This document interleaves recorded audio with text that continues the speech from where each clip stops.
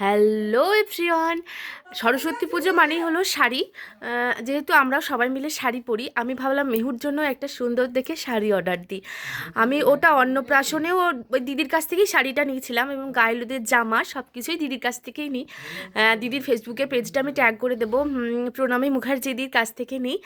আর এই শাড়িটা দিয়েছে ওর দিদুন, আর এই শাড়িটা এত সুন্দর দেখতে, তোমাদেরকে দেখাচ্ছি তো অবশ্যই। দাঁড়াও, তোমাদেরকে আগে দেখাই তারপর বলছি। এই যে এটা হচ্ছে শাড়িটার হচ্ছে ব্লাউজটা। এটা মানে দারুণ দারুণ হয়েছে, খুব সুন্দর হয়েছে ব্লাউজটা। আর এটা হলো শাড়িটা, এটা একদম কুচি টুচিগুলোও সব করা আছে, একবারে রেডিমেড আর কি।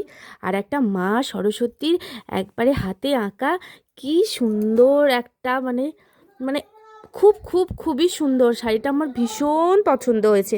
তোমরাও পারলে তোমাদের বেবিদের জন্য নিতে পারো, মানে দারুণ দারুণ। আমি তো সবসময় দিদির কাছ থেকেই নিই, তোমরাও পারলে নিতে পারো।